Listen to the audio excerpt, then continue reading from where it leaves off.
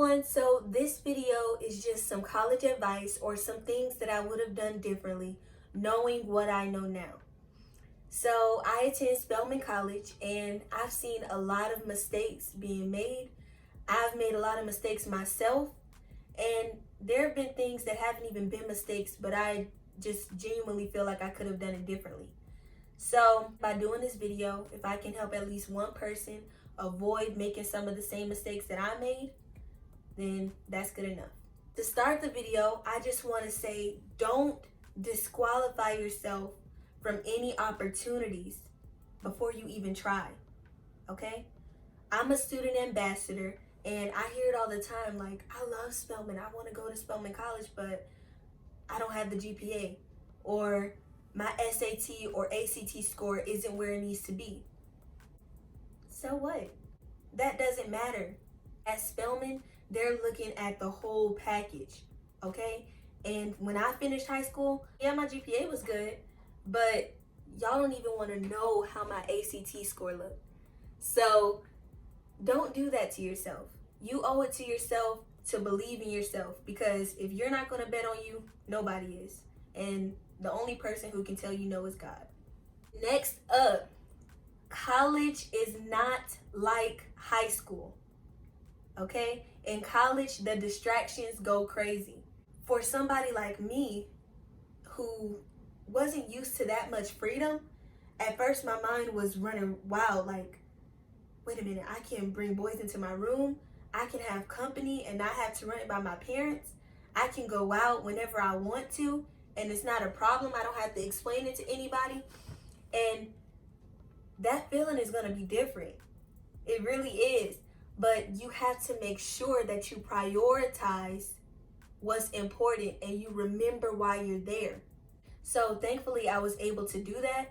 If I'm being honest, my freshman year, I was at a party or two every weekend. Sometimes even during the week. But guess what? That work was done though. If I needed to talk to a professor, that was handled. Because I knew why I was there. And I've seen so many times people go and they're having a great time and they're like, oh, I'll just do that later, but then it never gets done and now they're in bad shape. So just make sure you remember why you're there and you do everything right, because at the end of the day, college is fun, but it's still college, it's still school, and you're a grown-up now.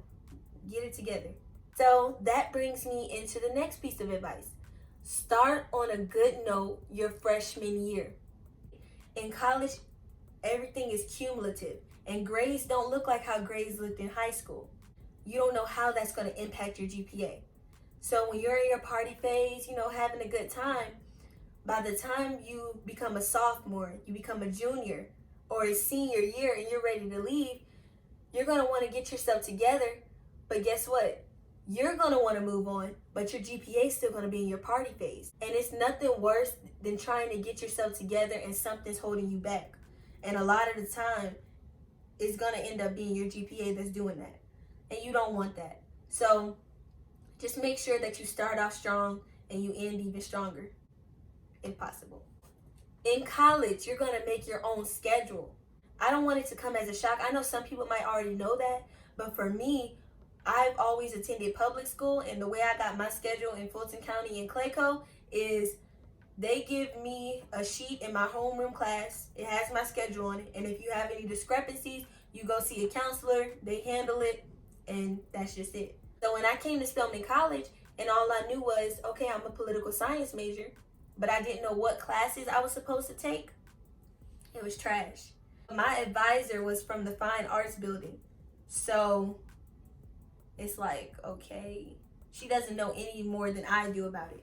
My freshman year, I'll never forget, I sat in about 2-3 classes, and each time it was, oh, this class is for a sophomore. Oh, you don't have the prerequisite for this class. And it's like, why wouldn't she tell me that? But you also have to take initiative. You're grown now. You have to take initiative. If you feel like your advisor isn't helping you, don't keep going to see her.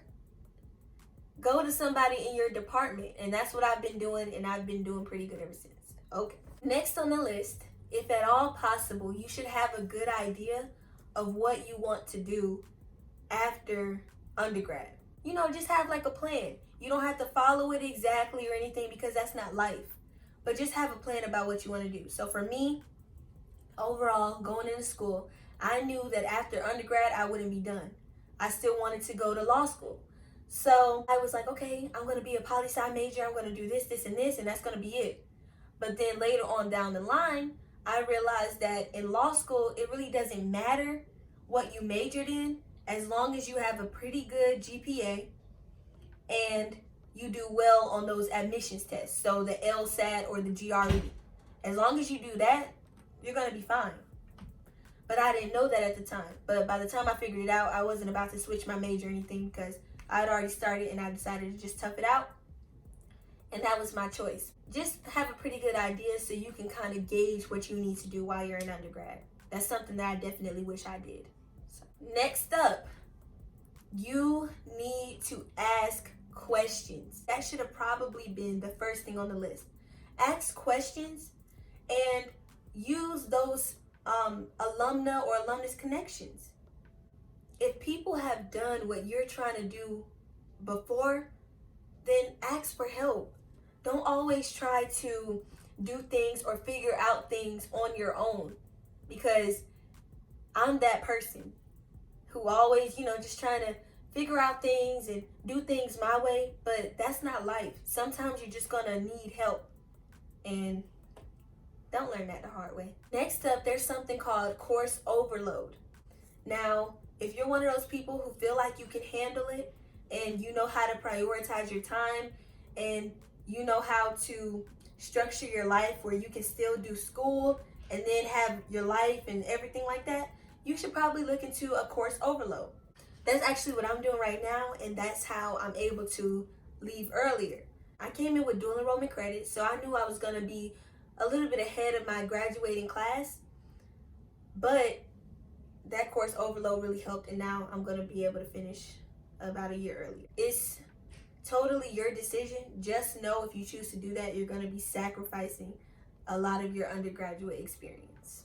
Course overload will be really beneficial for those people who don't have the best financial situation, because if you're able to finish earlier, you'll have to pay less money. And another thing I wish I knew is how tough it is to get financial aid at Spelman. That's all I'm gonna say about that.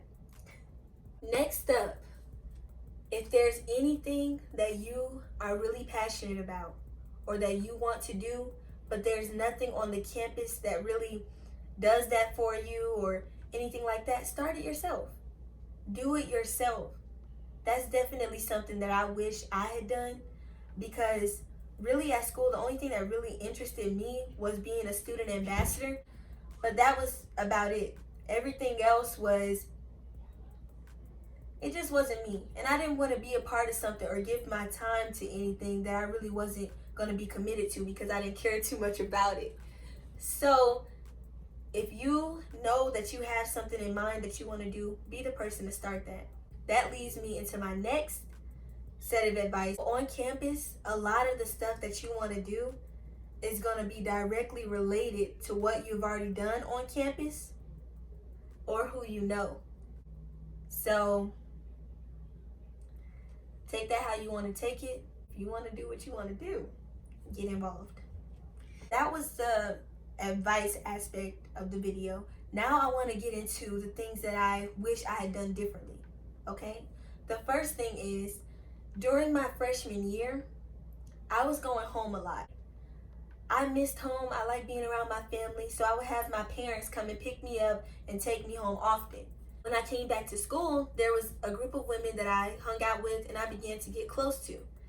The only thing is, because I wasn't around as much and because I am a private person, they were a lot closer to each other than they were to me.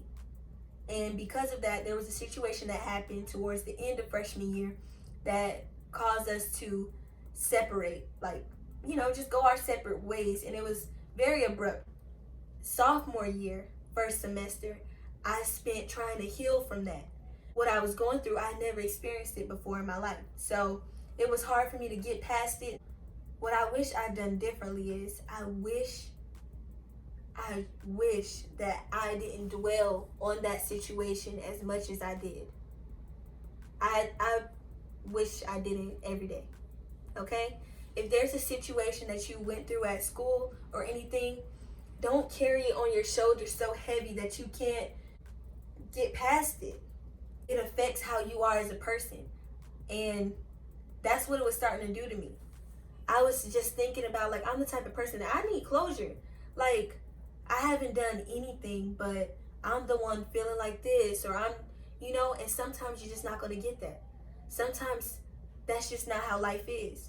And I was embarrassed that I was just learning that lesson now, but I needed to learn it. It's going to be tough, but just dust it off and know that it's going to work out for your greater good.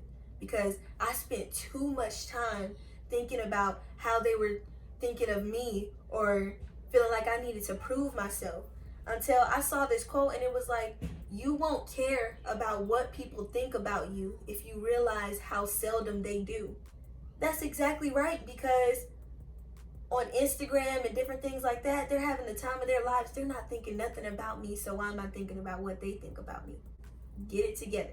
So after I saw that and I was able to get past that situation completely without having any closure, which took a little bit. It took a little while. Boom, after that, the pandemic hits and it's like, where do I go from here? So that's another thing. I definitely wish that I knew COVID-19 was going to happen, because I would have probably forced myself a little bit more to get out there, build new friendships and stuff, because it was hard for me to adjust to me being my closest friend, going to the cafe alone and different things like that, and I dwelled on it too much. So by the time the pandemic happened, I just didn't have that undergraduate experience. Another thing I wish I knew is that I was going to be graduating early. I jumped from sophomore year to senior year, okay? And in doing that, right now, since the pandemic hit, I have not been back on campus. So I do feel like I've missed out on a little bit of my undergraduate experience. But so I guess the biggest lesson in what I would have done differently is just not to let different situations determine how I'm going to be. Still stay strong and stay true to who you are, because that's all you have. The thing I wish I had done differently is just, I'm not saying I shouldn't have cared as much, but I'm just saying I shouldn't have let it weigh on me as heavy as it did, because now that the pandemic has happened and that I'm leaving early, it's like I wasted valuable time on stuff that didn't matter. So don't do that. If it really doesn't matter, or it's not going to matter in a few years, get it. I hope that this really helps you, and it helps you like with your decision making or knowing what to do or what to expect when you go to college. Appreciate the good times, and don't let the negativity drain that out, because who wants to be around a negative person?